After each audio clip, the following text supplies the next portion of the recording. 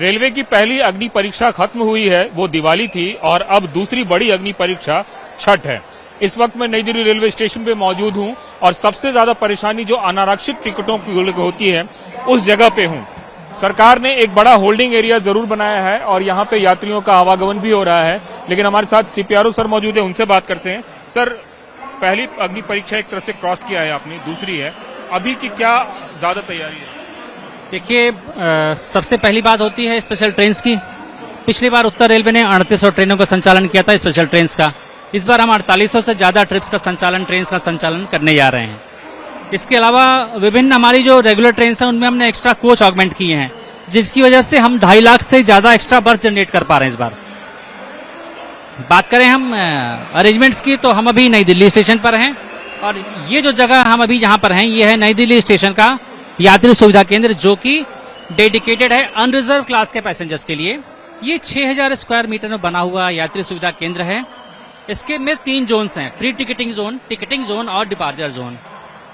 Pre ticketing zone में अस्थायी ticket counter हैं, मेडिकल बूथ है जो आप देख सकते हैं, मेडिकल बूथ है, सहायता केंद्र है, ट्रेन इंफॉर्मेशन डिस्प्ले है, डिजिटल भी और मैनुअल भी।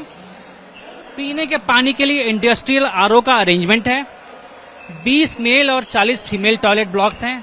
100 से ज्यादा यूरिनल ब्लॉक्स हैं। दिव्यांगजन के लिए टॉयलेट अलग है।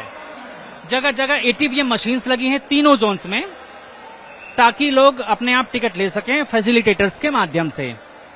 कई जगह क्यूआर कोड लगे हुए हैं, जहां जिनको स्कैन करके लोग मोबाइल से अपना अनरिजर्व टिकट ले सकते हैं।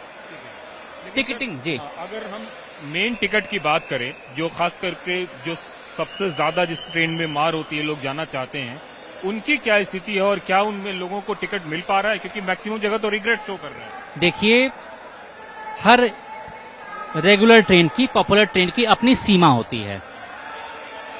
सभी लोग उनमें यात्रा नहीं कर सकते हैं। जब सीमा के पार रिजर्वेशन होता है तो रिग्रेट हो जाता है, लेकिन हमने उसकी जगह पे एक अल्टरनेट अरेंजमेंट किया है स्पेशल ट्रेन्स का। इस बार 3800 ट्रिप्स का ट्रेन्स का संचालन किया जा रहा है और अभी भी कुछ ट्रेन ऐसी हैं स्पेशल ट्रेन जिनमें रिजर्वेशन उपलब्ध है। आप अभी भी रिजर्वेशन करा सकते हैं। उसके अलावा अगर उनमें भी नहीं मिल पा रहा है तो आप जनरल क्लास में ट्रैवल कर सकते हैं। कई सारी जनरल स्पेशल ट्रेन चल रही हैं। तो मैं कहना चाहूंगा, जो अपने घर जाना चाहते हो उनको उनके घरों तक अच्छी तरह से पहुंचाने के लिए हम कटिबद्ध हैं। स्पेशल ट्रेन चला रहे हैं हम, ऑनलाइन ऑन डिमांड ट्रेन चला रहे हैं, जनरल स्पेशल ट्रेन चला रहे हैं। तो जिनको भी अपने घर जाके छठी मैया की पूजा करनी है, परिवार के साथ छठ त्योहार मनाना है, उनको हम उनके घरों तक भेजने के लिए तैयार हैं। एक बात बताएं कि क्लोन ट्रेन चलाने की भी क्या कोई बात हो रही है? जी हाँ, रेगुलर लेवल पर क्लोन ट्रेन चलाई जा रही हैं। जो हमारी पॉपुलर ट्रेन हैं, जैसे संपर्क क्रांति, यूपी बिहार संपर्क क्रांति, इसकी डिमांड बहुत ज्यादा होती है। तो उनसे उसके ठीक आधे से 1 घंटे बाद क्लोन ट्रेन चलाई जा रही है, जो कि संपर्क क्रांति की जितना ही समय लेती है और संपर्क क्रांति जितने ही उसमें स्टॉपेज हैं। तो एक तरीके से पॉपुलर ट्रेन की ही जो सीटिंग कैपेसिटी उसको डबल कर दिया गया है क्लोन ट्रेन के माध्यम से। अगर हम इनके पंक्चुअलिटी की बात करें, जो स्पेशल ट्रेन आप चला रहे हैं, तो उसकी पंक्चुअलिटी लेवल अभी क्या है? देखिए, अगर मैं पंक्चुअलिटी की बात करूं तो एक बड़ी संख्या में ट्रेन हैं, स्पेशल ट्रेन भी, जो राइट टाइम चल रही हैं। कुछ एक ट्रेन विलंब से चल रही है, मैं मानता हूं, लेकिन हमारा ये पूरा प्रयास होता है और हमारा पूरा सिस्टम इस बात की मॉनिटरिंग कर रहा है कि कैसे हम जो ट्रेन लेट हुई हैं किन्हीं वजहों से, उनको हम राइट टाइम कर सकें या मेकअप कर सकें। अभी अगर हम इस होल्डिंग एरिया की बात करें तो इसकी कैपेसिटी क्या है और अभी फुटफॉल कितना हो रहा है इन जनरल? देखिए, यहाँ पर 6000 स्क्वायर मीटर का पूरा क्षेत्र है, तो कम से कम 6000 लोग इसमें आराम से आ सकते हैं। ठीक है, और यदि फुटफॉल की बात करें तो नॉर्मल डेज में 4 लाख के आसपास का फुटफॉल होता है।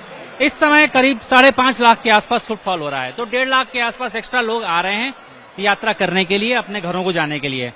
तो 1.5 लाख के हिसाब से हम लोगों ने अल्टरनेट अरेंजमेंट्स, बेटर अरेंजमेंट्स करके रखे हैं।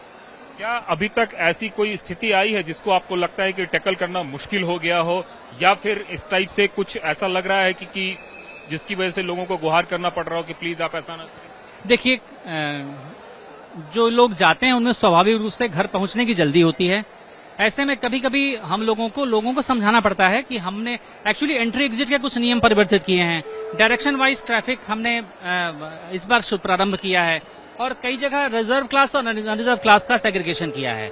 जो लोग नॉर्मल डेज में ट्रेवल करते हैं वो उसी पुरानी विधि से आते हैं, तो ऐसे में थोड़ा लोगों को समझाने में हम लोग को समय लगता है कि आपको अब इस समय इस रास्ते से जाना है, उस रास्ते से आना है। तो आपके माध्यम से, आपके इस प्लेटफॉर्म के माध्यम से मेरा सबसे ये करबद्ध निवेदन है कि हमारे जो बड़े स्टेशनों पर हमने एंट्री एग्जिट के रूल्स बनाए हैं, लोगों की सुविधा के लिए हैं, ज्यादा लोगों को हैंडल करने के लिए हैं, उनमें हमारा सहयोग प्रदान करें। और कहीं कोई समस्या हो, हमारे यात्रा के स्टाफ रेल सेवकों से मदद ले सकते हैं या 139 पे अपनी बात रख सकते हैं। अभी रिजर्व और अनरिजर्व का जो फर्क है, उसमें कितनी अनरिजर्व ट्रेनें अमूमन हर घंटे चला रहे हैं आप लोग उत्तर के लिए? देखिए, ये ट्रेन ऑन डिमांड या आवश्यकता अनुसार चल रही हैं, अनप्लान्ड।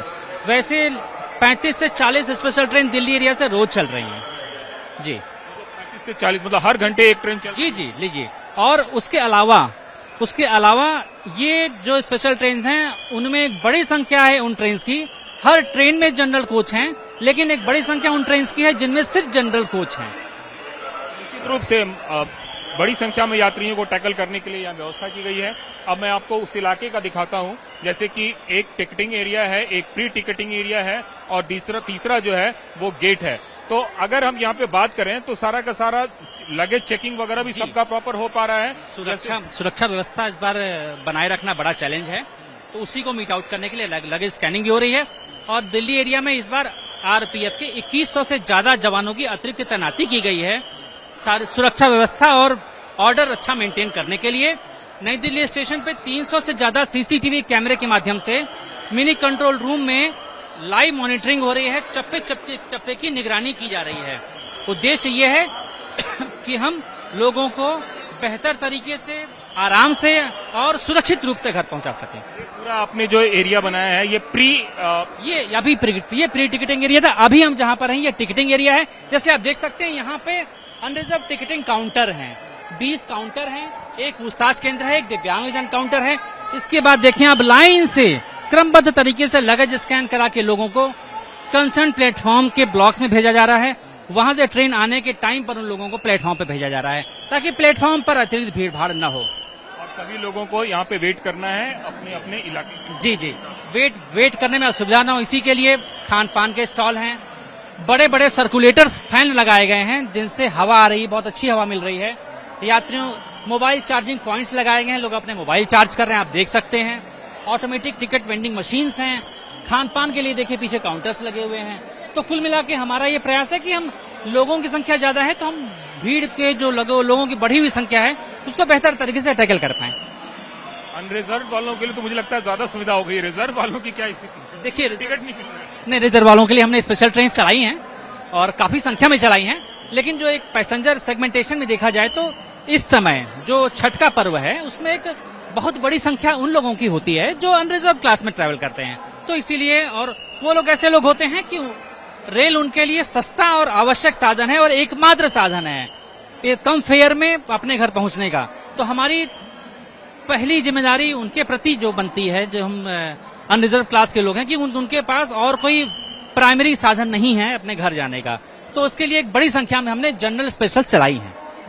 ये जो तस्वीर आपको दिख रही है और जो भीड़ दिख रही है, ये वो भीड़ है जो बिहार या फिर उत्तर प्रदेश जाने के लिए या फिर बंगाल या झारखंड जाने के लिए भी लोग लाइन में लगे हुए हैं और अपनी अपनी बारी का इंतजार कर रहे हैं।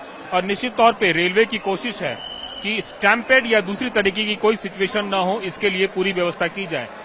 कुंभ वाले हादसे के बाद से मुझे लगता है ये पहला लिटमस टेस्ट है आप लोगों के लिए भीड़ के लिहाज से। देखिए, लिटमस टेस्ट रोज होता है, क्योंकि रोज यहाँ पे 4-4.5 लाख लोग आते हैं। अभी तो फुटफॉल 1-1.5 लाख बढ़ा है, 4-4.5 लोग तो रोज यहाँ आते हैं। तो लिटमस टेस्ट तो हमारा रोज होता है।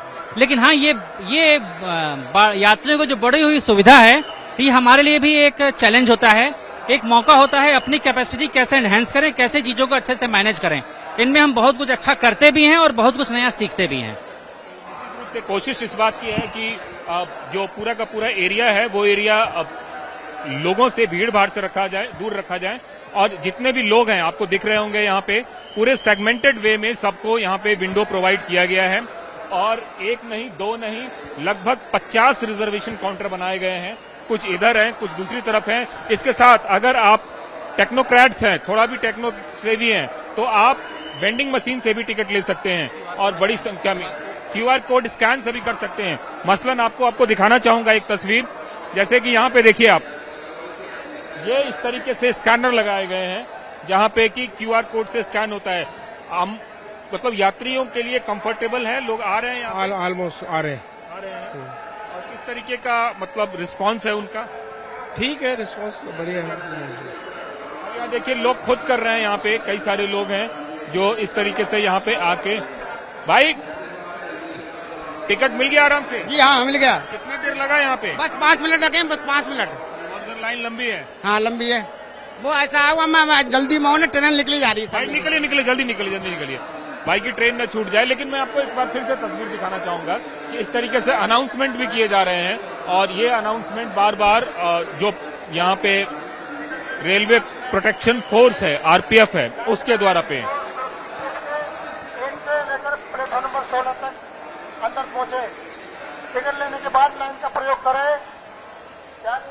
तो ये सब कुछ दिखने में पहली नजर में तो बहुत अच्छा लग रहा है, लेकिन यकीन मानिए कब स्थिति बिगड़ जाए इसकी कोई मतलब भरोसा नहीं होता, क्योंकि कई बार ऐसा देखा गया है कि तमाम तरह की सुविधाओं के बावजूद यदि समय रहते कहीं कोई कोशिश नहीं की गई तो उसके बहुत विपरीत प्रभाव देखने को मिलते हैं।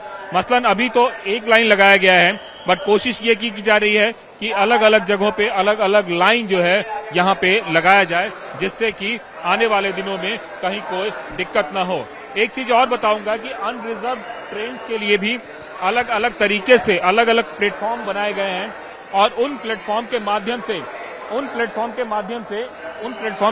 से मैं आपको दिखाना चाहूंगा, क्या जो अनरिजर्व ट्रेनें हैं उनके लिए क्या प्लेटफॉर्म भी डेडिकेट किया गया है या सभी प्लेटफॉर्म से चलाए जा रहे हैं? जी, बहुत अच्छा सवाल किया आपने। अनरिजर्व ट्रेन जो ईस्ट बाउंड हैं, उनके लिए प्लेटफॉर्म नंबर 16 नॉमिनेट किया गया है। इसलिए कि प्लेटफॉर्म नंबर 16 यही पहला ही प्लेटफॉर्म पड़ता है। वहां जाने के लिए किसी तरह की सीढ़ी, फुट ओवर ब्रिज या एस्केलेटर का प्रयोग नहीं करना पड़ता है, तो किसी भी तरह से लोगों को स्ट्रकअप होने का टाइम नहीं मिलता है। कोई भी हमारा जो वल्नरेबल स्पॉट है वहां नहीं जाते हैं, तो बहुत सुविधाजनक तरीके से ट्रेन लोग बोर्ड करते हैं। तो east bound train on demand के लिए प्लेटफॉर्म नंबर 16 जहां तक संभव हो नॉमिनेटेड है। और अब भीड़ के लिहाज से गेट भी ओपन किए जा रहे हैं, जैसे जिस वक्त हम लोग आए थे उसमें सिर्फ एक गेट। ये डायनेमिक सिचुएशन है, जैसी सिचुएशन होती है वैसे ही हम गेट से डिसाइड करते हैं और scanning number of baggage scanners भी बढ़ाते या घटाते हैं। एआई की भी मदद ली जा रही है? बिल्कुल, जो हमारे कंट्रोल रूम में कैमरा हैं, उनमें हेड काउंटिंग वाले कैमरा हैं, एआई बेस्ड हैं, तो उनसे हमें पता भी चल जाता है कि प्लेटफॉर्म पे कितने लोग हैं या होल्डिंग एरिया में कितने लोग हैं, एक अनुमान लग जाता है। यही अनुमान इस ट्रेन चलाने में भी मदद करता है या टिकटिंग के खरीदारी पे आप सब कुछ निर्भर? देखिए, आवरली टिकट सेल हम मॉनिटर करते हैं और वो देखते हैं कि किस डायरेक्शन के टिकट ज्यादा बिक रहे हैं। यदि सपोज समस्तीपुर की या सपोज खगड़िया साइड के टिकट ज्यादा बिक रहे हैं और उस समय हमारी खगड़िया के साइड जाने वाली कोई ट्रेन नहीं है, यदि ट्रेन है भी तो उतनी कैपेसिटी नहीं है, तो तुरंत कंट्रोल से निर्देश होता है, कंट्रोल को डायरेक्शन दिया जाता है और कंट्रोल से निर्देश मिलते ही 15 से 20 मिनट में general special train on demand platform पर प्लेस होती है। अभी इन जनरल अनरिजर्व टिकट कितना कट रहा है, कुछ डेटा होगा क्या? लगभग डेटा की बात करूं तो 65 से 70 हजार एक्स्ट्रा टिकट जनरल का हर घंटे कट रहा है? नहीं, ओवरऑल पूरे दिन से एक बड़ा आंकड़ा है और इस आंकड़े के हिसाब से अगर देखें तो एक बड़ी तैयारी रेलवे की भी है। लेकिन एक बार मैं फिर दोहराना चाहूंगा कि ज्यादा परेशानी सिर्फ और सिर्फ रिजर्व टिकट वालों को मिल रही है, क्योंकि उनको रिजर्वेशन नहीं मिल पा रहा है। कई ट्रेनों में रिग्रेट है और दिक्कत है कि स्पेशल ट्रेनें चलाने की बात की जा रही है, लेकिन ये पूरी की पूरी जो ट्रेन है ये सिर्फ और सिर्फ अनरिजर्व वालों के लिए, रिजर्व वालों के लिए परेशानी अभी भी वहीं की वहीं है। कैमरामैन विपुल के साथ कुमार कुंदन, TV9 भारतवर्ष, दिल्ली। रेलवे ने व्यवस्था कुछ ऐसी की है कि आपका टिकट प्लेटफॉर्म पे नहीं, ट्रेन के अंदर नहीं, बल्कि उसके पहले होल्डिंग एरिया में ही चेक हो जाएगा अब। और ये देखिए यहाँ पे ही टिकट की चेकिंग हो रही है और जिनके पास टिकट है उन्हीं को अंदर जाने की इजाजत है। तो ये जो नई सुविधा रेलवे ने शुरू की है, इससे कम से कम जो होल्डिंग एरिया है उन होल्डिंग एरिया में ही टिकट की चेकिंग शुरू हो जा रही है, जिससे कि अनारक्षित यात्रियों को ट्रेन के अंदर टिकट चेकिंग की जो है असुविधा ना मिले। मतलब एक तरह से कह सकते हैं कि टीटी की स्थिति भी नहीं होती क्योंकि भीड़ इतनी ज्यादा है। तो आप देखिए कि होल्डिंग एरिया में ही एक तरह से टिकटों की चेकिंग की जा रही है और यहाँ से धीरे धीरे सब लोग अपने गंतव्य की तरफ निकलने की कोशिश कर रहे हैं।